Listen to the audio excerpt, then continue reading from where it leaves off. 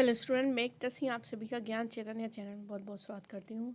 आज के इस टॉपिक में हम बचे हुए फर्स्ट शिफ्ट के 10 अक्टूबर को जो पेपर हुआ था 2022 में हिस्ट्री का यूजीसी नेट, उसकी ही बचे हुए क्वेश्चन यहाँ पर कंप्लीट करेंगे। तो शुरू करते हैं। 51 क्वेश्चन कंप्लीट हो गए थे। यहाँ पर हम 52 से हम यहाँ पर स्टार्ट करेंगे।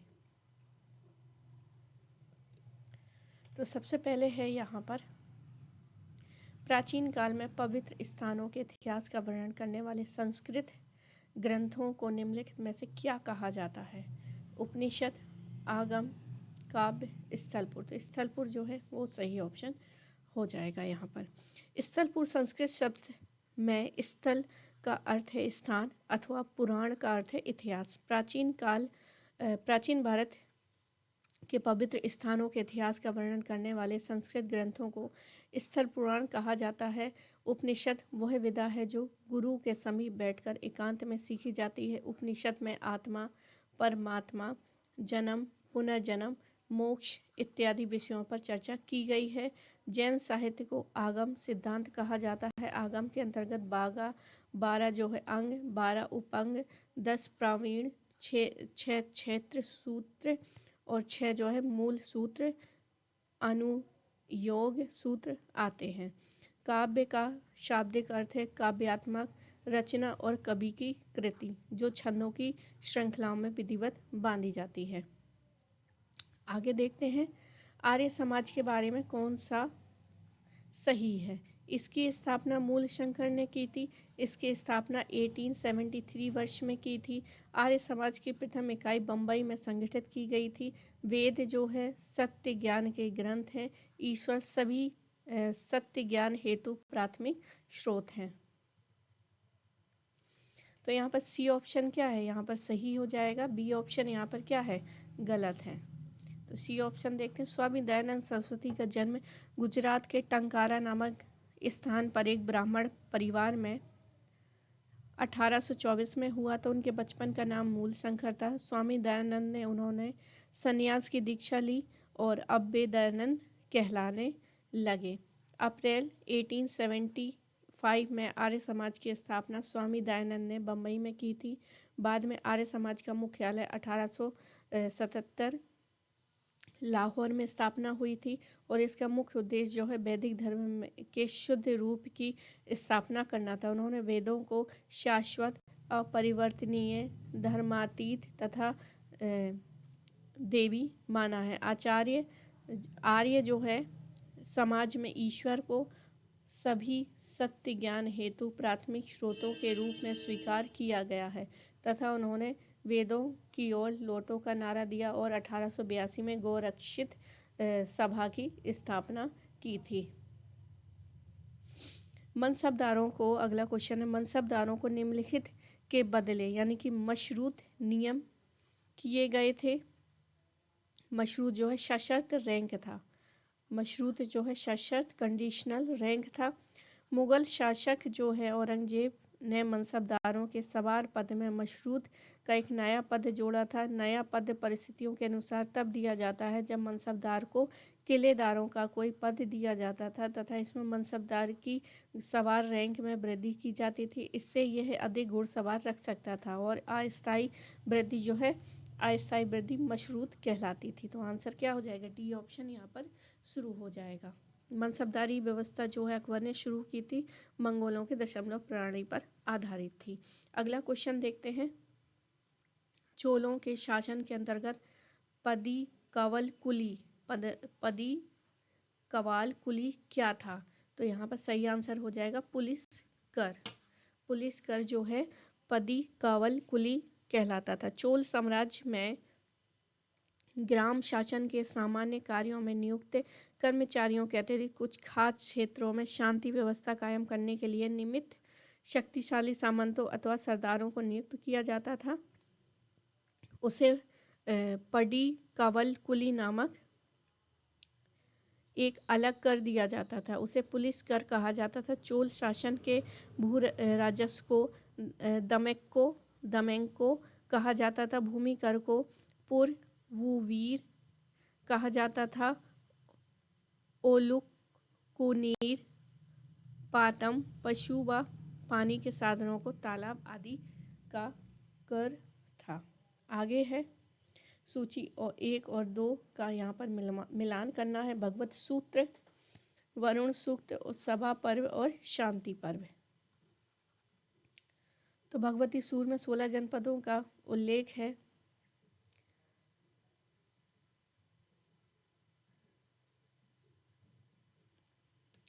वरुण सूक्त में सुने शेष की कहानी है।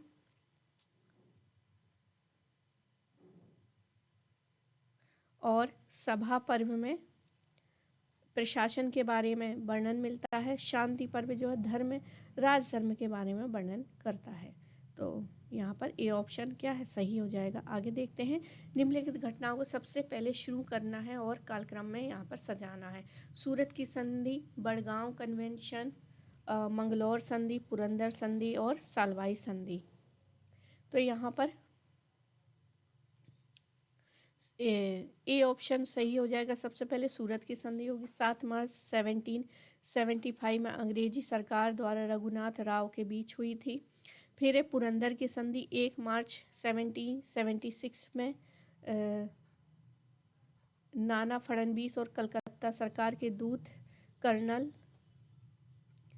अपटन के मध्य संपन्न हुई थी। और बड़गांव की संधि जो है अंग्रेजों एवं मराठों के बीच जो है ताल गांव के युद्ध के बाद जनवरी 1779 में यह संधि हुई थी। सालवाई की संधि देखते हैं तो संधि सिंधिया के मध्यस्थ बन जाने के कारण पूना दरबार और अंग्रेजों के बीच 17 मई 1782 को संपन्न हुई थी। मंगलौर की संधि, ये संधि जो है द्वितीय आंग्ल मैसूर युद्ध के बाद मद्रास के गवर्नर लॉर्ड मैकर्टनी और टीपू के बीच मार्च 1784 में संपन्न हुई थी।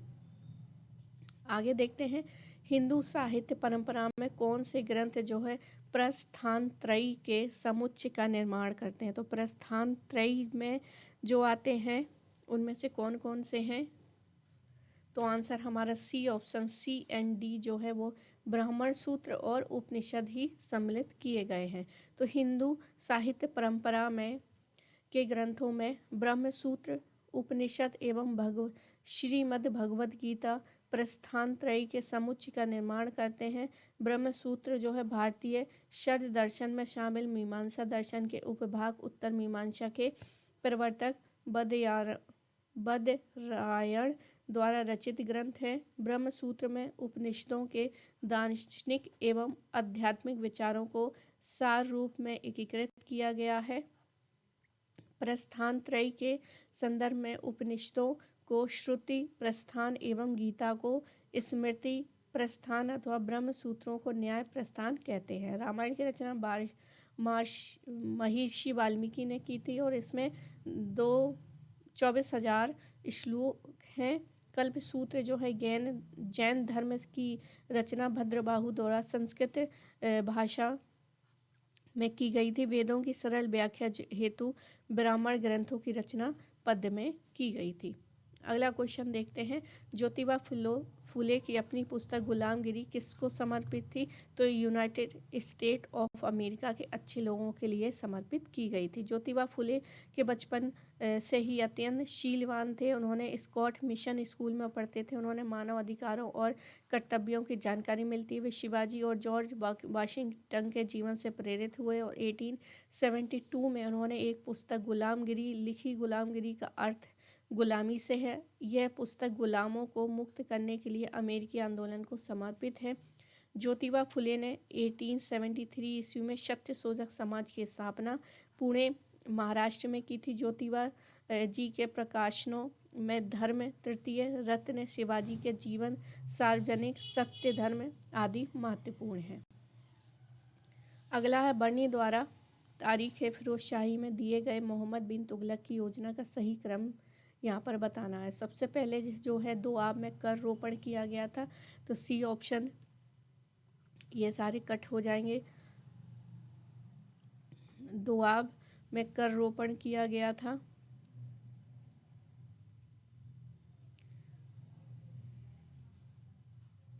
उसके बाद राजधानी परिवर्तित किया गया था। तो बी ऑप्शन, इस हिसाब से बी ऑप्शन ही यहाँ पर सही हो जाएगा। दोआब में करारोपण 1335 में, राजधानी परिवर्तन 26 में, टोकन मुद्रा 1929 में, खुरासान का प्रस्तावित अभियान जो है 1337 में, और कराचल अभियान जो है सबसे लास्ट में 37 से लेके 38 में। आगे है, इस अधिनियम के द्वारा गवर्नर जनरल परिषद को भारत के सभी ब्रिटिश राज्य क्षेत्रों हेतु कानून बनाने यानी लेजिस्लेट की शक्ति प्राप्त हुई थी। तो आंसर हमारा सी ऑप्शन 1833। 1833 का राजलेख 1833 चार्टर एक्ट द्वारा गवर्नर जनरल परिषद को भारत के सभी ब्रिटिश राज्य क्षेत्र हेतु कानून बनाने की शक्ति प्राप्त हुई थी। अब बंगाल के गवर्नर जनरल को संपूर्ण भारत के गवर्नर जनरल बना दिया गया था। इस प्रकार इस राजलेख द्वारा देश की शासन प्रणाली का केंद्रीकरण कर दिया गया था। सब प्रसिद्ध गवर्नर जनरल को पूरे भारत के लिए कानून बनाने का अधिकार प्रदान किया गया, किंतु नियंत्रण मंडल इस कानून को स्वीकृत कर स्वयं कानून बना सकता था। गवर्नर जनरल की परिषद द्वारा पारित कानून को अधिनियम कहा जाने लगा। अंग्रेजों को इस अधिनियम के तहत बिना लाइसेंस भारत आने जाने, बसने एवं व्यापार की स्वतंत्रता प्रदान की गई। बम्बई और मद्रास की परिषदों की विधि निर्माण की शक्तियों को वापस ले लिया गया।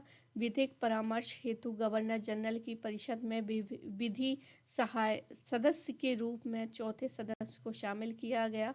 उसे परिषद की बैठकों में भाग लेने का अधिकार था, लेकिन मतदान का नहीं था। आगे है 1833 के चार्टर एक्ट के द्वारा ही संपूर्ण व्यापारिक एकाधिकार को समाप्त कर दिया गया था। अगला क्वेश्चन है, निम्नलिखित में से कौन सी पुस्तक नाथ मुनि की है? तो यहाँ पर न्याय तत्व जो है वो नाथ मुनि की है। आचार्य नाथ मुनि श्री रंगनाचार्य ने श्री वैष्णव संप्रदाय की स्थापना की थी। इनका जन्म जो है वीर नारायणपुर में हुआ था और इनका जीवन जो है श्री रंगम में बीता था। नीलकंठ शास्त्री ने इनका समय जो है 824 से लेकर 924 मुख्यतः 10वीं शताब्दी के मध्य निर्धारित किया था। नाथ मुनि ने श्री रंगम मंदिर में नालियर प्रबंधन के पाठ का श्री गणेश किया था। नाथ मुनि की प्रसिद्ध पुस्तक न्याय तत्व है। इस पुस्तक में उन्होंने ईश्वर के प्रति संपूर्ण समर्पण की अवधारणा का प्रतिपादन किया है, जिसे व्यवहारिक रूप में उनके गुरु नम्मालवार ने विकसित किया था। नालियार प्रबंध तथा योग रहस्य उनकी अन्य कृतियां हैं। अगला क्वेश्चन है, द इंडियन स्टैंडहर्ड कमेटी किस अन्य नाम से भी जानी जाती है? तो आंसर क्या हो जाएगा हमारा C option, Skeen committee. The Skeen committee के नाम से जाना जाता है द इंडियन स्टैंडहर्ड कमेटी। लंबे समय तक पत्राचार के बाद जनरल रॉलिंस ने विधानसभा में एक भाषण में सरकार की 8 इकाइयों का भारतीयकरण करने की मंशा की घोषणा की है। वायसराय की कार्यकारिणी परिषद के भारतीय सदस्य ने 8 इकाई योजना को असंतोषजनक और अपमानजनक बताया है। जून 1925 में भारतीय सैंडहर्स्ट समिति और या स्किन समिति नामक एक नई समिति नियुक्त की गई थी। इस समिति ने सिफारिश की कि सैंडहर्स्ट में रिक्तियों की संख्या 10 से बढ़कर 20 कर दी गई है। भारतीयों को आर्टिलरी, सिग्नल और इंजीनियरिंग में भी किंग्स कमिश्नर ऑफिसर के रूप में योग बनाया जाए और भारत में एक सैन्य कॉलेज खोला जाए। सरकार ने स्कीन समिति की सिफारिश को पूर्ण रूप से स्वीकार नहीं किया गया, लेकिन सैंडहर्स्ट में भारतीयों के लिए आरक्षित रिक्तियों को प्रतिवर्ष जो है 10 से बढ़ाकर 20 करने की सहमति व्यक्त की। सैंडहर्स्ट समिति जो है आयोग के अध्यक्ष एंड्रयूज स्कीन महोदय थे, जिसके कारण स्कीन कमेटी भी कहा जाता है। अगला क्वेश्चन देखते हैं, भारत शासन अधिनियम 1935 के बारे में क्या सही है? आगे है, भारत अखिल भारतीय संघ हेतु जो है प्रावधान, रक्षा पायों वाले उत्तरदायी शासन हेतु प्रावधान, सांप्रदायिक एवं अन्य समूहों के लिए अलग प्रावधान, एक संघीय न्यायालय हेतु प्रावधान और प्रांतीय स्वायत्तता हेतु प्रावधान। तो यहाँ पर जो है सी ऑप्शन सही हो, सारे ऑप्शन जो है यहाँ पर सही है। बाकी आगे बढ़ जाते हैं, इसको व्याख्या देख लेते हैं। ब्रिटिश सरकार की 1933 में श्वेत पत्र के माध्यम से एक नई संविधान की रूपरेखा प्रस्तुत की गई थी, जिस पर विचार के लिए लॉर्ड लिनलिथगो की अध्यक्षता में संयुक्त समिति का गठन किया गया था। इस समिति की रिपोर्ट के आधार पर तैयार विधेयक संसद से पास होने के बाद 4 अगस्त 1935 को ब्रिटिश सम्राट की अनुमति से भारत शासन अधिनियम 1935 बना। भारत के लिए तैयार संवैधानिक प्रस्तावों में यह अंतिम तथा सबसे बड़ा और जटिल दस्तावेज था। इसमें कुल 321 अनुच्छेद, 10 अनुसूचियां और 14 भाग थे। वर्तमान भारतीय संविधान इस अधिनियम का सर्वाधिक प्रभाव पड़ता है। सबसे पहला है, यहाँ पर कुछ उपबंध दिए गए हैं, जिसमें सबसे पहला एक अखिल भारतीय संघ प्रावधान हेतु रक्षा उपयोगी वाली उत्तरदायी शासन हेतु प्रावधान, केंद्र में द्वैत शासन, सांप्रदायिक और अन्य समूहों के पृथक प्रतिनिधियों का प्रावधान। चौथा है एक संघीय न्यायालय हेतु प्रावधान। 1 अक्टूबर 1937 से यह न्यायालय कार्यरत हो गया था। पांचवा है प्रांतीय स्वायत्तता हेतु प्रावधान। प्रांतों में स्वायत्त शासन की स्थापना। भारत सरकार अधिनियम 1935 के अधीन फरवरी 1937 में 11 प्रांतों में प्रांतीय विधान मंडलों के चुनाव कराए गए। अगला देखते हैं शिवाजी महोत्सव। 2 सूचियां दी गई हैं, उसका हमको मिलान करना है। शिवाजी महोत्सव, गोपाल कृष्ण गोखले की मृत्यु, बाल गंगाधर तिलक की मांडले जेल से रिहाई और बनारस हिंदू विश्वविद्यालय की स्थापना। तो यहाँ पर जो सही आंसर है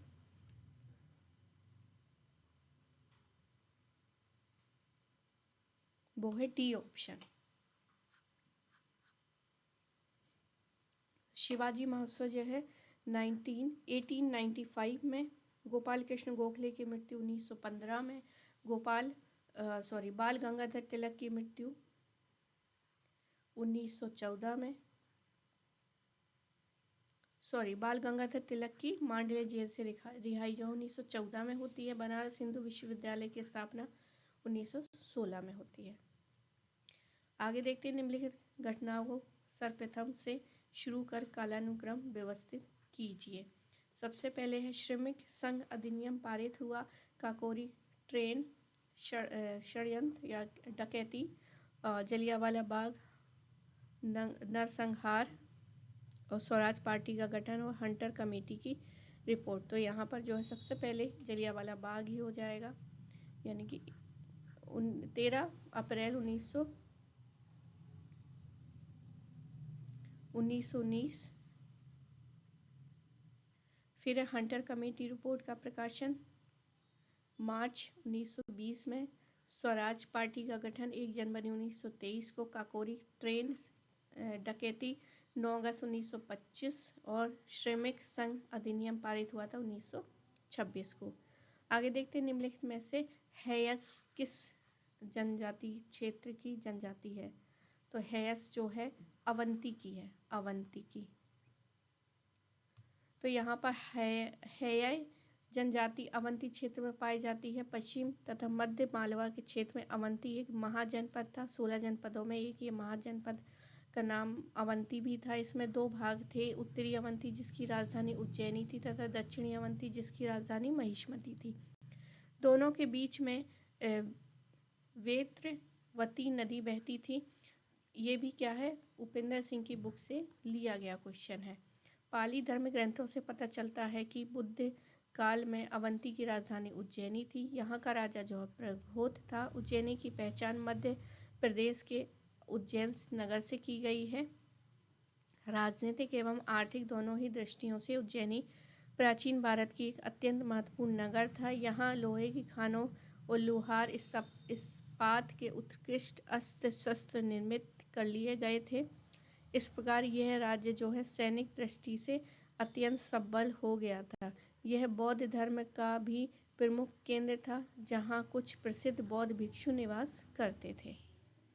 आगे देखते हैं निम्नलिखित में से कौन सी उपाधियां अशोक के लिए प्रायः प्रयुक्त होती थी। देवनाव, प्रिय चक्रवर्ती, आर्यपुत्र, महासम्मत, देवपुत्र। तो आंसर सी है, बी एंड डी यहाँ पर सही हो जाएगा। चक्रवर्ती और महासम्मत जो है वो उसकी उपाधियां थीं। बिंदुसार की मृत्यु के उपरांत अशोक जो है मौर्य सम्राट की गद्दी पर बैठा। उसके समय जो है मौर्य साम्राज्य उत्तर में हिंदू कुश की श्रेणियों से लेकर दक्षिण में कृष्णा नदी घाटी, मैसूर तथा कर्नाटक तक के पूर्व में पश्चिम बंगाल से लेकर पश्चिम में अफगानिस्तान तक विस्तृत था। इसी विस्तृत साम्राज्य के कारण अशोक को चक्रवर्ती की उपाधि दी जाती है। बौद्ध ग्रंथ जो है दीर्घ निकाय में महामात्रों को निर्देशित करने के संदर्भ में अशोक की उपाधि महासम्मत प्राप्त होती है। इसी ग्रंथ में उसकी दो अन्य उपाधियां हैं, मूषाभिषिक्त एवं जनपदस्थाम वीर्य प्राप्त होती हैं, जो अशोक के लिए प्रायः उपयुक्त होने वाली उपाधियां हैं। अशोक के अभिलेखों में देवनाम प्रिय और देवनाम प्रिय देवताओं का प्रिय और सुंदर दिखने वाला राजा जैसी उपाधियों से भी संबोधित किया गया है, परंतु इसमें जो है सी ऑप्शन ही यहाँ पर सही है, बी एंड डी। आगे देखते हैं निम्नलिखित में से कौन सा सही है। कल्हड़ की राज तरंगिणी में पश्चिमी भारत में शासकों के इतिहास का वर्णन मिलता है। राजेंद्र प्रथम चोल ने साम्राज्य के सर्वाधिक महत्वपूर्ण राजा थे। अलवार दक्षिण भारत के शैव संत थे। नाथ मुनि वैष्णव धर्म के महान शिक्षक थे और व्यास ने महाभारत लिखने से पूर्व भगवत गीता लिखा था। तो यहाँ पर बी एंड डी जो है वो सही है, बाकी ये सारे के सारे जो हैं वो गलत हो जाएंगे। तो डी ऑप्शन यहाँ पर सही है। बाकी राजेंद्र प्रथम चोल जो है साम्राज्य का सर्वाधिक महत्वपूर्ण राजा था। इसमें दक्षिण का नेपोलियन भी कहा जाता है। राजेंद्र प्रथम राजा की मृत्यु के बाद जो है 1014 से लेकर 15 में चोल राज्य की गद्दी पर बैठा। वह अपने पिता के समान ही महत्वाकांक्षी एवं साम्राज्यवादी शासक था। अपनी सैनिक उपलब्धियों की सूचना हमें उनके विभिन्न लेखों से भी मिलती है। उत्तर में उसके बंगाल के पाल शासक को पराजित कर राजेंद्र प्रथम ने गंगोकोंड की उपाधि धारण की थी तथा उसके उपलक्ष्य में उसने गंगोकोंड चोलपुरम नामक नई राजधानी की स्थापना की थी। राजेंद्र प्रथम ने तिरुवंगाडु एवं करेंदो यानी तंजौर अभिलेखों से भी उसकी उपलब्धियों में सबसे विश्वसनीय जानकारी प्राप्ति होती है। नाथ मुनि वैष्णव परंपरा के महान शिक्षक थे। उन्होंने श्री रंगनाथ मंदिर में नालियार दिव्य प्रबंधन के पाठ का श्री गणेश किया। अपनी न्याय तत्व नामक कृति में उन्होंने प्रपत्ति यानी ईश्वर के प्रति पूर्ण समर्पण की अवधारणा का प्रतिपादन किया। उन्होंने योग रहस्य की रचना की। अगला क्वेश्चन है निम्नलिखित में से शिक्षा पर ध्यान देने हेतु वर्धा योजना पर किन विचारों को प्रस्तुत किया। तो ग्रामीण हस्तशिल्प में व्यावसायिक प्रशिक्षण को शामिल करते हुए ग्रामीण बच्चों के लिए 7 वर्ष की बुनियादी शिक्षा, नगरीय बच्चों हेतु 5 वर्षीय। तो यहाँ पर ए ऑप्शन यहाँ पर सही हो जाएगा। नगरीय गृह इस तरह की किसी भी तरह की यहाँ पर शामिल नहीं था, तो ए ऑप्शन यहाँ पर सही हो जाएगा। बाकी ये व्याख्या देख लेते हैं। गांधी जी द्वारा दिया गया था। अक्टूबर 1937 में भारतीय राष्ट्रीय कांग्रेस द्वारा महाराष्ट्र में वर्धा में शिक्षा पर एक राष्ट्रीय सम्मेलन आहूत किया गया था, जो 1937 में महात्मा गांधी के द्वारा अपने समाचार पत्र हरिजन में के लेखों में एक श्रृंखला प्रकाशित की गई, जिसे एक शिक्षा योजना, मौलिक शिक्षा योजना कहा गया। डॉक्टर जाकिर हुसैन समिति के अध्यक्ष ने गांधी जी से परामर्श से इस शिक्षा योजना को अंतिम रूप दिया। इस योजना का मुख्य उद्देश्य जो है हस्त उत्पादन कार्य था, मतलब हाथ से जो उत्पादन किया जाता है। इसमें शिक्षा ग्रहण करने वाले छात्रों को व्यावसायिक एवं हस्तकला का ज्ञान दिया जाता था। इसमें शिक्षकों के वेतन का भी प्रबंध हो जाता था। समिति ने शिक्षकों के प्रशिक्षण, पर्यवेक्षण, परीक्षण एवं प्रशासन के लिए भी सुझाव दिए। इस शिक्षा योजना में विद्यार्थियों को 7 वर्ष तक मातृभाषा में अनिवार्य एवं निःशुल्क शिक्षा प्रस्तावित थी। 1939 में द्वितीय विश्व युद्ध के शुरू होने और कांग्रेस द्वारा अपने मंत्रिमंडलों के त्यागपत्र दे देने से यह योजना कार्यान्वित न हो सकी। इस मौलिक शिक्षा को 1947 ईस्वी में के पश्चात राष्ट्रीय सरकार ने अपने हाथ में ले लिया था। आगे देखते हैं, किस निम्नलिखित राजवंश में कोहिनूर हीरा को प्राथमिकता एक मंदिर में प्रतिस्थापित किया था? तो आंसर डी हो जाएगा, काकतीय वंश। काकतीय प्रारंभ में कल्याणी के चालुक्यों के सामंत थे। चालुक्य सोमेश्वर प्रथम के विरुद्ध सामंती विद्रोह को दबाने में अहम भूमिका निभाने के कारण प्रोल नामक व्यक्तियों को अमंड को कोंड विषम मतलब वरंगल में हनुम कुंड की जागीर प्राप्त की थी, जो आगे चलकर एक विशाल काकतीय राज्य में परिवर्तित हुई। चालुक्य विक्रमादित्य षष्ठ के समय के सामंत वेद द्वितीय प्रोल का के सर्वप्रथम 2 अभिलेख प्राप्त होते हैं। चालुक्य सोमेश्वर तृतीय और कृष्णा गोदावरी के मध्य जो है भूभाग पर अधिक जमा लिया। काकतीय वंश के आंध्र में एक स्वतंत्र सत्ता की स्थापना में सफलता पाई। वास्तविक रूप से स्वतंत्र काकतीय सत्ता का स्थापना रुद्रदेव प्रथम है को माना जाता है। गणपति देव काकतीय वंश का महानतम शासक है और 63 वर्ष का लंबा शासनकाल काकतीय इतिहास के सर्वोत्तम युगों में से एक था। गणपति के बाद उसकी पुत्री जो है रुद्रम्मा काकतीय राज्य की शासिका बनी और यादव वंशी महादेव ने उसे पराजित किया था। इसके बाद प्रताप जो है रुद्र शासक हुए।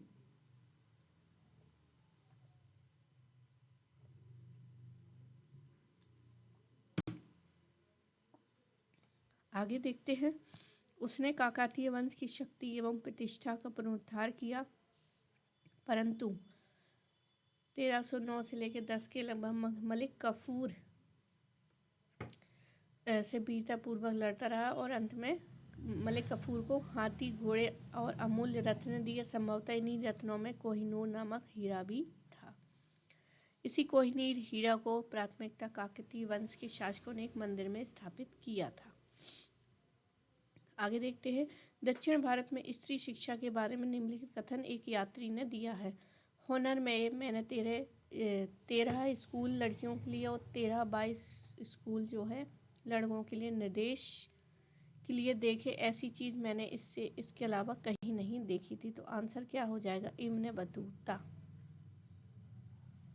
इब्ने बतूता जो है शेख फतेह अब्दुल्लाह था, जो मोरक्को का मूल निवासी था। 1333 में मोहम्मद बिन तुगलक के कार्यकाल में भारत आया और 14 वर्षों तक भारत में रहा। मोहम्मद तुगलक ने उसे दिल्ली का काजी नियुक्त किया, जो 8 वर्षों तक इस पर रहा। कालांतर में उसने अप्रसन्न होकर कारागार में डाल दिया, किंतु बाद में रिहा कर दिया गया। 1342 ईस्वी में मोहम्मद तुगलक ने अपना राजदूत बनाकर चीन भेजा। इब्ने बतूता ने अरबी भाषा में रहला नामक अपनी पुस्तक की रचना की, जो उसकी यात्रा वृत्तांत है। इस ग्रंथ में भारत की राजनीतिक, सामाजिक, आर्थिक और सांस्कृतिक स्थिति का विस्तृत वर्णन किया गया। इसमें सुल्तान गयासुद्दीन तुगलक की गुप्तचर व्यवस्था, डाक व्यवस्था एवं उनकी मृत्यु की परिस्थितियों का वर्णन है। इब्ने बतूता दक्षिण भारत में स्त्री शिक्षा के बारे में लिखता है। हनौर में मैंने 13 स्कूल लड़कियों और 13 स्कूल लड़कों के लिए देखे। ऐसी चीज़ मैंने इसके अलावा कभी नहीं देखी है। इसके अतिरिक्त रहला में मोहम्मद बिन तुगलक के व्यक्तित्व, जीवन एवं उसके प्रशासनिक योजना और राज दरबार स्थिति, इन सब के बारे में भी इनकी जानकारियाँ मिलती हैं। अगला क्वेश्चन देखते हैं, भगत सिंह ने प्रायः 6 माह तक किस छद्म नाम से प्रताप नामक पत्रिका लिखी थी? तो बलवंत नाम से लिखी थी। भगत सिंह ने जन्म जो है 1907 में पंजाब में हुआ था। उनके पिता किशन सिंह, माता विद्यावती कौर थी। भगत सिंह नौजवान सभा के संस्थापक होने के साथ साथ क्रांतिकारी संगठन हिंदुस्तान रिपब्लिकन एसोसिएशन तथा हिंदुस्तान सोशलिस्ट रिपब्लिकन एसोसिएशन, यहाँ पर सोशलिस्ट बस जोड़ देना है, इसके भी सदस्य थे। भगत सिंह ने राजगुरु के साथ मिलकर पुलिस अधीक्षक जेपी सैंडर्स की हत्या की थी। तत्पश्चात क्रांतिकारी बटुकेशर के साथ सेंट्रल असेंबली में बम भी फेंके थे, पर्चे भी और गिरफ्तारी भी दी थी। भगत सिंह ने लगभग 6 माह तक बलवंत नाम से प्रताप नामक पत्रिका में लेख भी लिखे थे। भगत सिंह पर लाहौर षड्यंत्र केस चलाकर 23 मार्च 1931 में लाहौर जेल में फांसी दे दी गई थी। आगे देखते हैं, भारतीय इतिहास में अशोक के 13वें शैल धर्मादेश को महत्वपूर्ण माना जाता है। इनकी धम्म यात्रा का उल्लेख है, मतलब 13वां पूछा है। इसमें समकालीन भारतीय राजाओं के नाम है, तो इसमें यूनानी राजाओं का उल्लेख है। सी ऑप्शन क्या है, सही हो जाएगा। तो अशोक का 13वां शिलालेख जो है कलिंग युद्ध तथा उसके पश्चात का वर्णन करता है। धम्म विजय साधारण विजय से अत्यधिक कल्याणकारी थी, ऐसा उसमें 13वें शिलालेख में बताया गया है। इस शिलालेख में अशोक कहता है कि 600 योजन तक धम्म विजय, जिसमें 5 विदेशी राजा, यूनानी राजा जैसे एंटियोकस, टालमी, एंटिगोनस, मैगस, अलेक्जेंडर, दक्षिण के सीमांत चोल, पांडव, ताम्रपर्णी साम्राज्य के अंतर्गत विद्यमान यवन, कंबोज, नाबाक, नामपेतिकियों, भोजक, पीतिनिक, भोज, आंध्रो, पुलिंदों में हर जगह मेरे धम्म के आदेशों की पालन होती है। देवनाव प्रियदर्शी का विश्वास है कि लोग गलती करते हैं और जहाँ तक संभव हो माफ़ कर देना चाहिए। आठवीं जनजाति गाजीपुर और जबलपुर के मध्य जंगली जातियों का है, जो अपराध करती हैं क्षमा करने का आश्वासन दिया तथा धम्म का अनुसरण न करने पर दंड की भी चेतावनी देते हैं। आगे देखते हैं, निम्नलिखित में से सही बताना है। वी.डी. सावरकर फर्ग्यूसन कॉलेज से स्नातक है। वी.डी. सावरकर ने कृष्ण वर्मा की छात्रवृत्ति की पेशकश स्वीकार करो जून 2006 में लंदन चलेगा। वी.डी. सावरकर ने नासिक में मित्र मेला की स्थापना की। वी.डी. सावरकर ने the Indian war of independence नामक पुस्तक लिखी, तो डी भी सही है। ई है कि वी.डी. सावरकर ने इंडियन हाउस के सदस्य बने थे। यहाँ पे सी सही हो जाएगा, सारे ऑप्शन सही हैं। विनायक दामोदर सावरकर जो है, इनका जन्म महाराष्ट्र के नासिक जिले में हुआ था। ये प्रातः स्वतंत्र वीर या वीर सावरकर के नाम से संबोधित किया जाता है। ये स्वाधीनता संग्राम के सेनानी के साथ साथ महान क्रांतिकारी, चिंतक, सिद्ध हस्तलेखक, कवि, ओजस्वी वक्ता, दूरदर्शी राजनेता तथा इतिहासकार थे। वे अपने कॉलेज शिक्षण के दौरान 1904 में अभिनव भारत नामक क्रांतिकारी संगठन की स्थापना की थी। उन्होंने 1905 के स्वदेशी आंदोलन के अग्रणी भूमिका निभाई। उनके लेख जो है इंडियन सोशियोलॉजी, तलवार नामक पत्रिकाओं का प्रकाशन होते थे, जो बाद में कलकत्ता युगांतर पत्र में भी छपे। 1907 में उन्होंने इंडिया हाउस लंदन में प्राथमिक भारतीय स्वतंत्रता संग्राम की स्वर्ण जयंती मनाई और 1857 के संग्राम को भारत का प्रथम स्वतंत्रता संग्राम सिद्ध किया। और उन्होंने 1908 में मराठी में एक पुस्तक की रचना की, जिसके बाद में अंग्रेजी भाषा में अनुवाद हुआ। वी.डी. सावरकर जी के विषय में कुछ अन्य बातें भी उल्लिखित है, जैसे कि वी.डी. सावरकर फर्ग्यूसन कॉलेज के स्नातक थे। वी.डी. सावरकर ने कृष्ण वर्मा के छात्रवृत्ति की पेशकश को स्वीकार किया और जून 1906 में लंदन चले गए। वी.डी. सावरकर ने नासिक में मित्र मेला की स्थापना किया। वी.डी. सावरकर ने the Indian war of independence 1857 नामक पुस्तक लिखी। वी.डी. सावरकर ने इंडिया हाउस के सदस्य बने और वी.डी. सावरकर रूसी क्रांतिकारियों से अत्यधिक प्रभावित थे। उन्हें अपने जीवन के 24 दिसंबर 1910 और 31 जनवरी 1911 को अर्थात 2 बार आजीवन कारावास की सजा दी गई, जो विश्व के इतिहास में अनोखी सजा थी। आगे देखते हैं, हाथी गुफा शिलालेख निम्नलिखित किस कारणों से जाना जाता है। तो हाथी गुफा शिलालेख जो है राजा खारवेल का तो था ही, सी ऑप्शन तो है ही इसमें। और बौद्ध स्तूप के लिए भी जाना जाता है, तो ए ऑप्शन भी है, ए ऑप्शन भी है।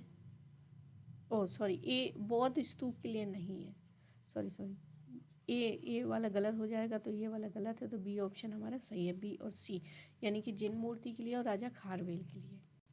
उड़ीसा प्रांत के पुरी जिले में भुवनेश्वर मंदिर के 3 मील पश्चिम की ओर गिरी और खंडगिरी की पहाड़ियों में स्थित है। प्राचीन जैन गुफाएं खोदी गई जिसमें जिन मूर्तियां स्थापित कर, उन्हीं में से एक का नाम है हाथी गुफा। यहीं पर 17 पंक्तियों में से ब्राह्मी लिपि में लेख खुदा हुआ है। प्राकृतिक भाषा प्राकृत है जो पाली से मिलती जुलती है। इस लेख में कोई तिथि नहीं दी गई है। लिपि शास्त्र के आधार पर इसे ईसा पूर्व पहली शताब्दी का माना जाता है। इसके रचयिता का नाम अज्ञात है। हाथी गुफा लेख एक प्रशस्ति के रूप में है। इसका मुख्य उद्देश्य जो है खारवेल के जीवन तथा उपलब्धियों का विवरण सुरक्षित रखना है। सर्वप्रथम 1825 ईस्वी में इस लेख की खोज जो है बिशप स्टर्लिंग ने की थी। इसके बाद जो है प्रिंसेप ने इसका वाचन किया, लेकिन यह शुद्ध नहीं था। 1880 में राजेंद्र लाल मित्र ने इसका दूसरा पाठ अर्थ प्रकाशित किया, लेकिन यह भी अपूर्ण रहा। और 1877 में जनरल कनिंघम तथा 1885 में भगवान लाल इंद्र जी द्वारा इसका शुद्ध पाठन किया गया था और राजा का नाम खारवेल सही ढंग से पढ़ा गया। तो महाराजा की उपाधि धारण करने वाला प्रथम भारतीय शासक खारवेल था। हाथी गुफा अभिलेख में यह उल्लेखित है कि खारवेल अपने शासन के 5वें वर्ष तनसुली से एक नहर के जल को अपनी राजधानी ले गया, जिसे 1 लाख मुद्राओं का व्यय हुआ और इस नहर का निर्माण जो है 300 वर्ष पूर्व नंद राजा ने करवाया था। आगे देखते हैं। हुसैन अली शाह फुर्ती और बरनी, मुस्तैद खां और मिर्जा नाथन। बरनी की जो है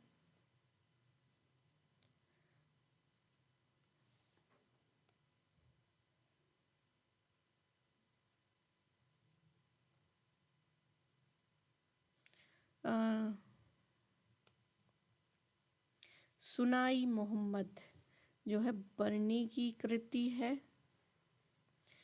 हुसैन अली शाह की फुर्ती है निस्बत नामा ई शाहर यारी। और मुस्तैद खां की है मासीरी ई आलमगीरी। और मिर्जा नाथन की है बहारिस्तान। आगे देखते हैं। निम्नलिखित में से सही हमको बताना है। रविन्द्रनाथ टैगोर ने बस वर्ष 1913 में नोबेल पुरस्कार प्राप्त किया था। मुंशी प्रेमचंद ने शोए ए वतन नामक पुस्तक लिखी। उपन्यास जलवा ए इसार में विवेकानंद के कृत्यों पर आधारित अपना प्रमुख पत्र हीरो गढ़ा। जॉर्ज पंचम ने दिल्ली दरबार के समय बंगाल के विभाजन को रद्द की घोषणा कर दी थी। गदर आंदोलन 1913 में न्यूयॉर्क में स्टार्ट हुआ था।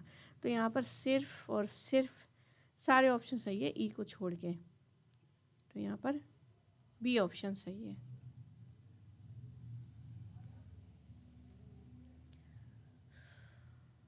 तो ये जो गदर आंदोलन है वो सैन फ्रांसिस्को अमेरिका में स्टार्ट हुआ था, ना कि न्यूयॉर्क में। ये याद रखना। बाकी तो वही सारी चीज़ें हैं। आगे देखते हैं। वर्ष 1831 में भारत में रेलवे निर्माण का आरंभिक सुझाव किस स्थान पर दिया गया था? तो आंसर क्या हो जाएगा? सी, मद्रास में। रेल इतिहासकार नलिनाक्ष सान्याल का कहना है कि भारत में रेलवे लाइन बनाने का सबसे पहला विचार जो है 1831 में मद्रास के लिए आया था। यह योजना कावेरी नदी तटबंध के साथ एक लाइन बनाने का विचार था। 150 मील लंबी यह रेल लाइन जो है कावेरी पट्टनम और कुरूर के बीच 8,000 रुपये प्रति मील की लागत से बनाया जाना था। प्रस्ताव जो है ईस्ट इंडिया कंपनी की संसदीय चयन समिति के समक्ष रखा गया था। इसके बाद मद्रास प्रेसिडेंसी के एक सिविल इंजीनियर कैप्टन एवं कॉटन द्वारा मद्रास और बॉम्बे के बीच 862 मील की रेल लाइन बिछाने का 1836 का प्रस्ताव था। उनके संरक्षण में वलजाहनगर, आरकोट और बेंगलोर वेल्लारी पूना को पार किया। सान्याल लिखते हैं कि मद्रास प्रेसिडेंसी को अपनी पहली लाइन खोलने के पहले प्रस्ताव 25 साल से अधिक का समय लगा। फिर भारत में रेलवे के निर्माण का प्रस्ताव आया, जिसे 1843 से लेकर 44 में सर मैकडोनाल्ड स्टीफेंस की अध्यक्षता वाली कंपनी के प्रमोटरों ने अपनी पुस्तक रेलवे पॉलिसी इन इंडिया में हॉरेस बेल के अनुसार रखा था। ब्रिटिश इतिहासकार जॉन क्लार्क मार्शमैन लिखते हैं कि 1843 में सर मैकडॉनल्ड स्टीफेंस भारत में रेल लाइनों के निर्माण के महत्व को सरकार का ध्यान आकर्षित करने की उम्मीद में कलकत्ता गए थे। तत्कालीन गवर्नर लॉर्ड एलनबरो ने पूरी परियोजना को चांदनी घोषित किया था। अब दो सूचियां दी गई हैं, उसका मिलान करना है। तो ये 5वां है, रोमन में लिखा है इसलिए इसको, ये 6वां है, ये 8वां है और ये 7वां है। तो इसमें बताना है कि कौन सी चीज़ें जो हैं वो इसमें कही गई हैं।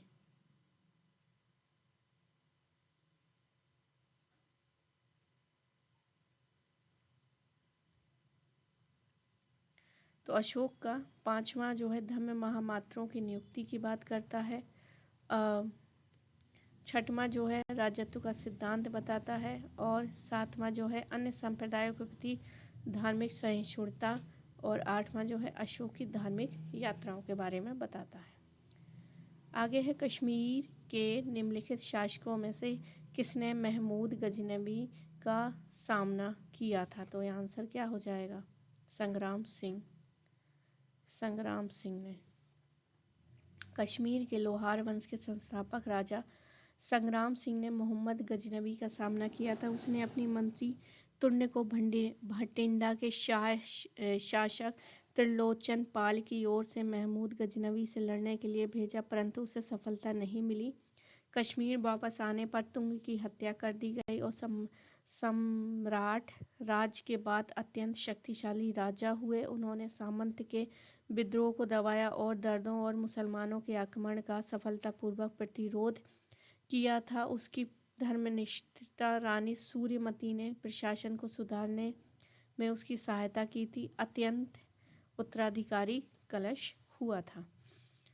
पौमा चरित्र जो है वो निम्नलिखित में से कौन जैन रूपांतर है। तो रामायण का। ये भी उपेंद्र सिंह की बुक से जो है ये क्वेश्चन लिया गया है। तो पौमाचर्य जो है कि लेखक महाकवि स्वयंभू द्वारा अपभ्रंश भाषा में 8वीं शताब्दी में किया गया था। यह राम कथा रामायण का सरस काव्य है। प्राचीन जैन साहित्य में राम को पद कहा गया है तथा पौमचर्यो का अर्थ पदम चरित है। यह अपभ्रंश का प्रबंध काव्य है। विशेष तथ्य इसमें देख लेते हैं। विमल सूरी द्वारा प्राकृत भाषा में परम चाऊ ग्रंथ लिखा गया था, जो स्वयंभू द्वारा परम चाऊ ग्रंथ अनेक शताब्दी पहले लिखा गया था।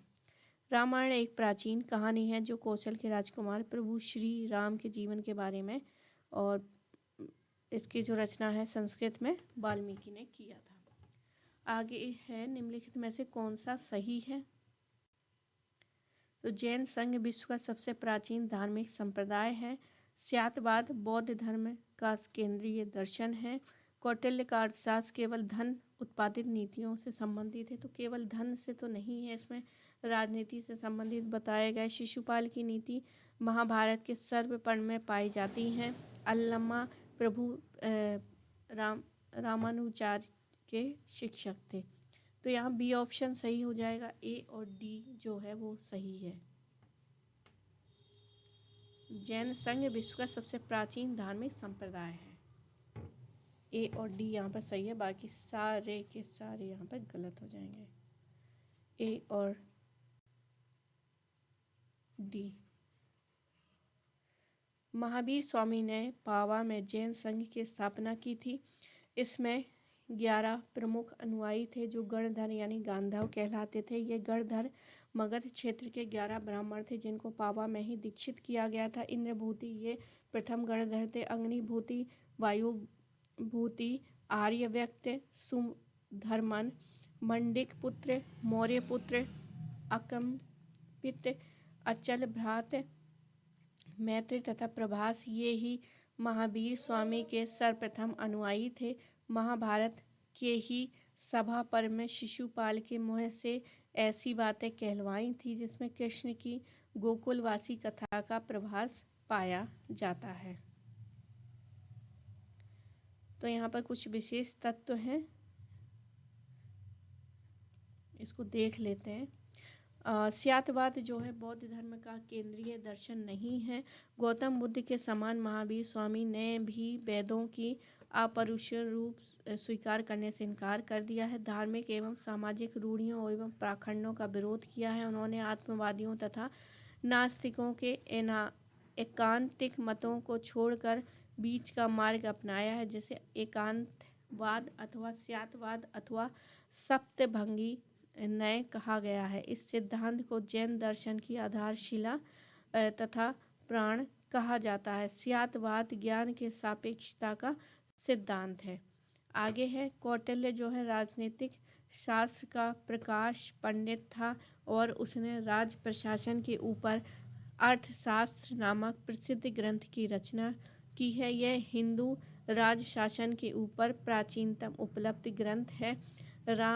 रामानुजाचार्य जो हैं पूर्व मध्यकालीन भारत में भक्ति आंदोलन में सर्वप्रथम प्रणेता थे, जिनका जन्म श्री पेरुम बदूर यानी कि कांचीपुरम में हुआ था। उनके माता पिता का नाम जो है क्रमशः कांतिमती सोमैया यानी कि केशव था। उन्होंने कांचीपुरम में अपना गुरु यादव प्रकाश को बनाया तथा उनके वेदांत की शिक्षा ग्रहण की थी, लेकिन छंदोग उपनिषद की व्याख्या को लेकर उनका गुरु से मतभेद हो गया। इनके बाद उनका संपर्क जो है कांचीपुरम के मठाधीश आचार्य कांचीपुरम से हुआ था, जिन्होंने उनका दीक्षा संस्करण कोदंड नाम राम मंदिर वेंकटाचल तिरुपति से संपन्न करवाया था।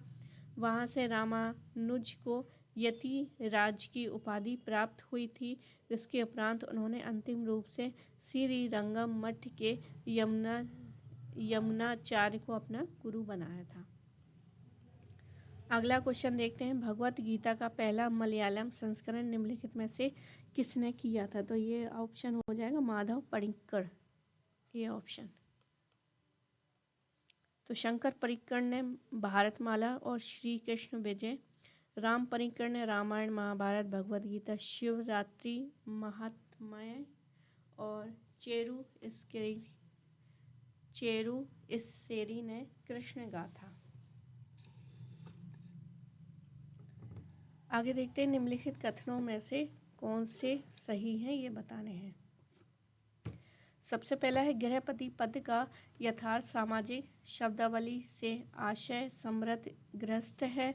बी है गृहपति की संपदा उसकी स्वामित्व वाली भूमि और धनी व्यापारी के रूप में आती है। सी ऑप्शन है व्यापारी के रूप में गृहपति द्वारा संपदा अर्जित करने की व्यवस्था में उसे सेठी गृहपति कहा जाता है। डी ऑप्शन है गृहपति ब्राह्मण गृहपति का वर्णन ब्राह्मण के रूप में मिलता है जिसे भूमि का दान प्राप्त हुआ हो।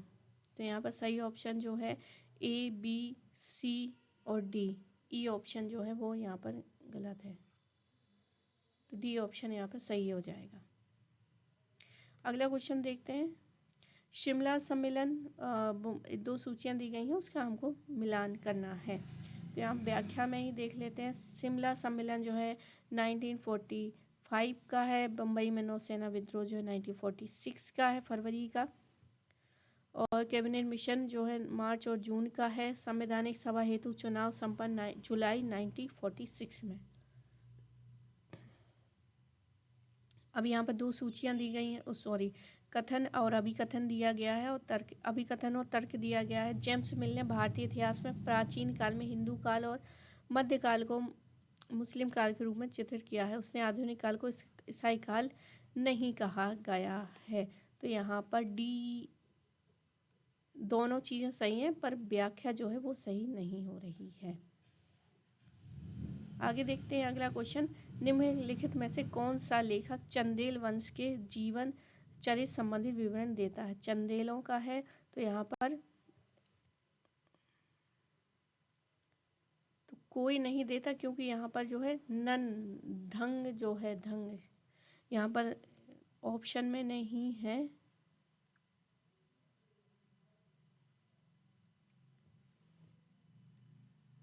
तो कृष्ण मिश्रा, जिजाक भुक्ति चंदेल, प्रबोध चंद्रोदय कीर्तिवर्मन के समय था। बाण जो है थानेश्वर हर्षवर्धन का है। कल्लड़ कश्मीर का है। विल्लड़ जो है कल्याणी चाणक्य के विक्रमादित्य के समय, विक्रमादेव चरित।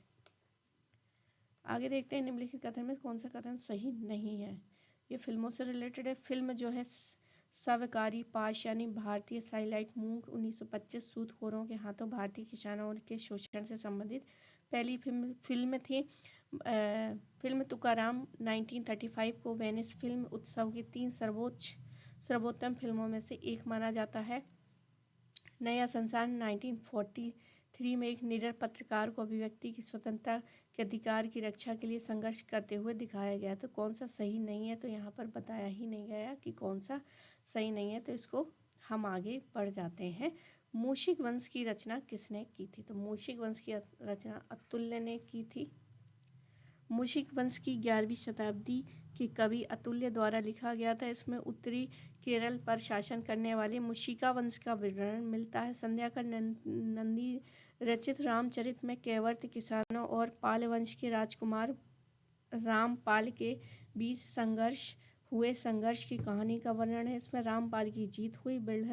बिल्हड़ के विक्रमादेव चरित में उनके संरक्षण, कल्याणी के चालुक्य राजा विक्रमादित्य पंचम की उपलब्धियों का वर्णन है। षष्ठ की उपलब्धियों का वर्णन है। वहाँ तक कि 12 और 13वीं शताब्दी में गुजरात के कुछ व्यापारियों की जीवनी भी लिखी गई है। प्राचीनतम ऐतिहासिक लेखन का सबसे बेहतरीन उदाहरण जो है 12वीं शताब्दी में कल्लड़ रचित राजतरंगिणी या द स्ट्रीम ऑफ किंग्स है। यह कश्मीर के राजाओं के आत्म कथाओं की एक श्रृंखला है। अब यहाँ से पैराग्राफ शुरू हो जाएंगे। तो यहाँ से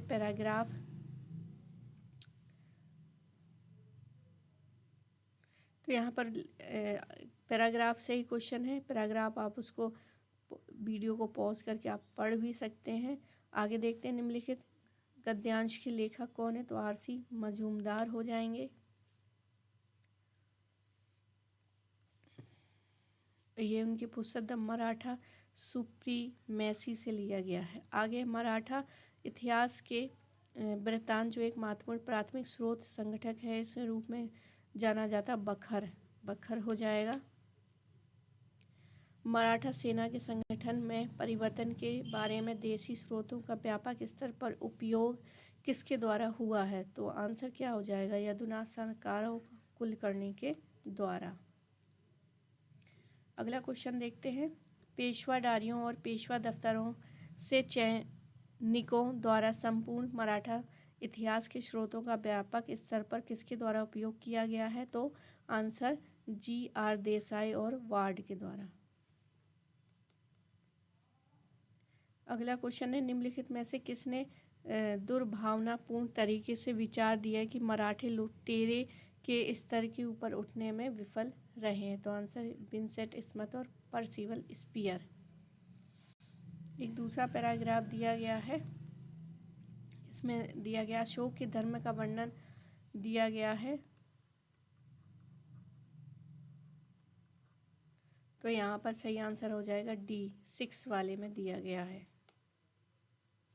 आगे है अशोक के शासनकाल के दौरान कलिंग क्षेत्र किसके अंतर्गत आता था? तो उज्जैन तो मध्य प्रदेश हो गया। सुवर्णगिरी नहीं होगा, तो आंसर कौन सा होगा? तोसली। तो उत्तर पथ जो है तक्षशिला था। दक्षिण पथ जो सुवर्णगिरी अवंती जो है उज्जैन था। प्रासी जो है पाटलिपुत्र था। कलंग जो है तोसली था।